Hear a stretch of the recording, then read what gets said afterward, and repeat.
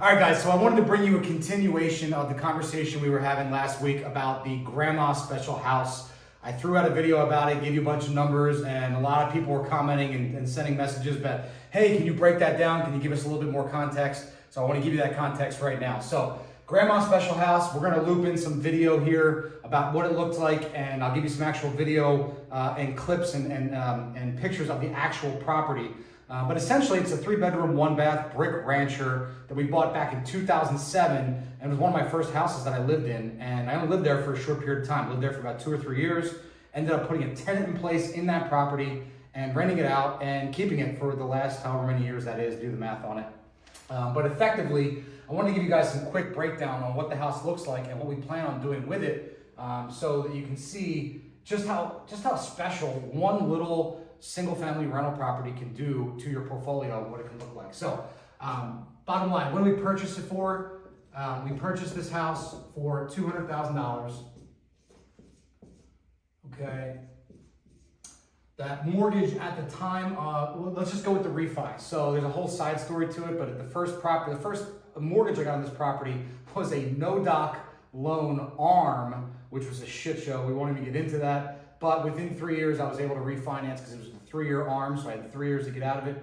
Refinanced into a long-term mortgage, and my payment on that mortgage with taxes was right around $1,800 a month. Now, recently we were renting this property for $3,200 a month. Okay. So that $3,200 a month obviously is about a $1,400 a month differential. We'll put that off to the side. And again, you know, there's going to be some make-readies, some paint the property, some expenses. So I'm not just going to use that as pure profit, but you guys get the idea. So we're making $1,400 a month for approximately, let's do some math on that, Steve. Bought it in 2007. Today's the 2004 or 24. Let's just say 16 years. 16 years. Yes. So grab your calculator. We're going to do some math while we're doing this quick education for the folks, right? So recently, I came to a realization that I have a lot of equity. So let's just do 16 years. 16 times 12 times 1,400. Recently, I came to a realization that, you know what? We might be sitting on something way bigger. I thought effectively I could renovate this property and put it back on the market. So option one was to do kind of a lick and stick renovation, right? Put about 50 grand into the property and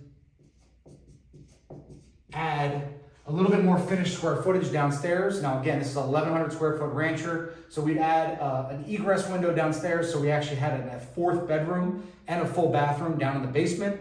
That would bring our valuation of this property up to about $450K. We could resell this property at $450,000.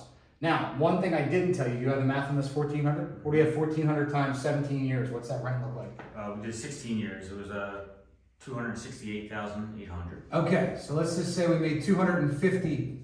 Now it's a blended rate because obviously the rents weren't $3,200 a month for 16 years. They probably started out somewhere in that $2,500 a month and we raised them up to $3,200. So let's just say we've already made, you know, $250K on this property since we've turned it into a rental property over the last 16 years. Now, on top of that, we've also, this is the cash flow, but what we've also done is we paid down debt, right? Our tenants have effectively taken our $200,000 mortgage, which by the way was about $200,000 because we put it down 3.5% when we bought the house, right? So our original mortgage was probably 190 grand or so, right? Our current mortgage on this property is all the way down. So current mortgage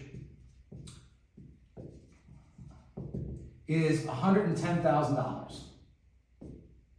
Okay, so our tenants helped us pay down effectively, let's call it $80,000 or $90,000 of our principal pay down on our mortgage, along with profiting about $250,000 while we're at it. So we're going to continue to add those numbers up. Now, I'm at the point now where I can take that $110,000 payoff, I can add $50,000 to it, and I could have a property that's worth about $450,000. However, option two, we looked at the other day, and it made us kind of second guess where we're at, right? Happens to be that in this area, there are people doing what I've been doing in my hometown now for the last 10 or 15 years, doing a pop top, what we call pop top, right? A second floor add-on. Now we have a perfect little solid brick rancher with four walls of brick, great foundation, easy add-on, right? Now if I do a pop top on this property, we've run some comps, we think we're gonna be in the 900K range. Okay, on the outsell, we can sell this property for 900K. Now, what does it cost to get to that point? The cost on that renovation is going to be about $300,000. Right? It's going to cost us $300,000 to get to 900K. So, if we're doing the math, let's just put them side by side, option 1, option 2. Right? One had us at a reno outsell of 450, cost of 50 grand, okay? That would put us, and let's say our same basis of 110 payoff, right? So 110 payoff is our cost basis on both properties, or both situations, okay? So here, we're gonna spend about, let's call it 160, all in, right? Here, we're going to spend about, let's say, 410.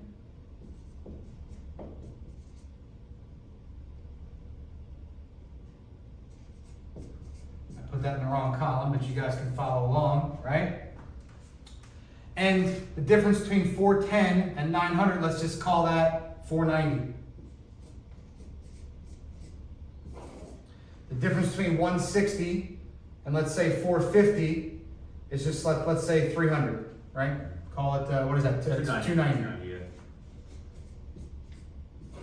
Okay, so you guys can clearly understand. Now I'm fast forwarding a little bit.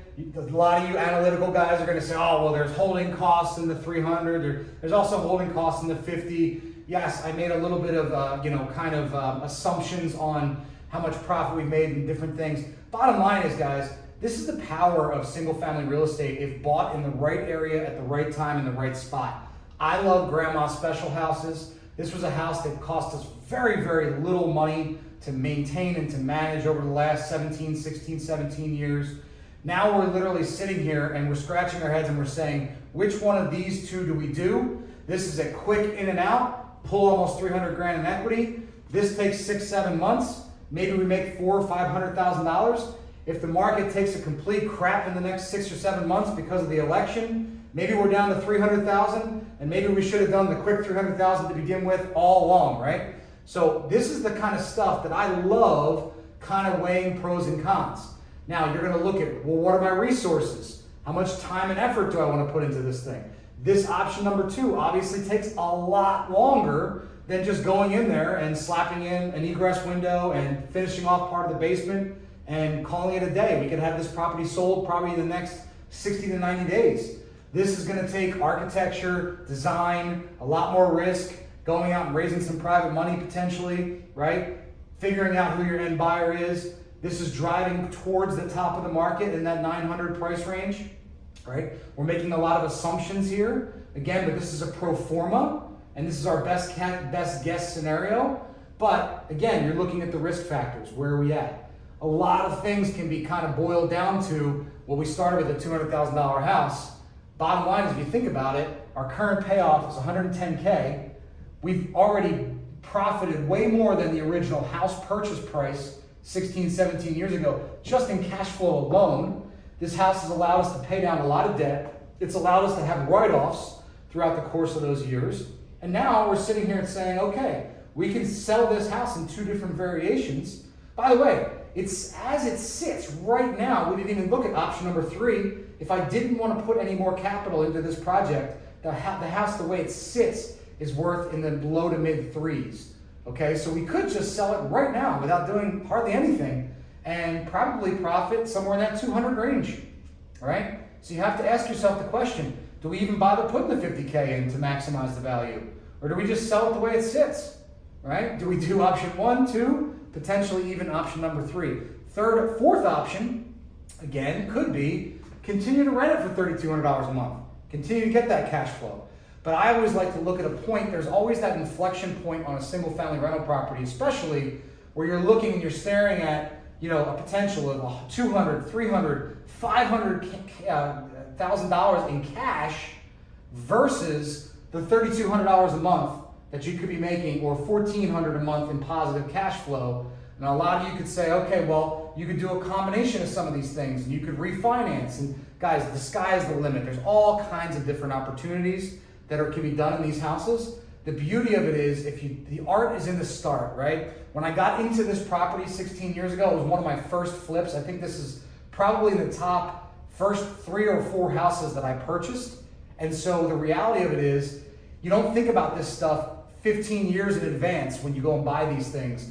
What's the result going to be? What's my ROI going to be? Everyone's calculating, $300, $400, $500 a month in cash flow. The reality of it is, when I first rented this property out, we were probably only clearing $300 or $400 or $500 a month in cash flow. And it didn't feel like a really good deal. In fact, it felt like a sludge. Like, it probably felt like, man, what's going to happen? God forbid the roof goes bad, or the hot water heater goes bad, or, I lose a tenant for a couple months.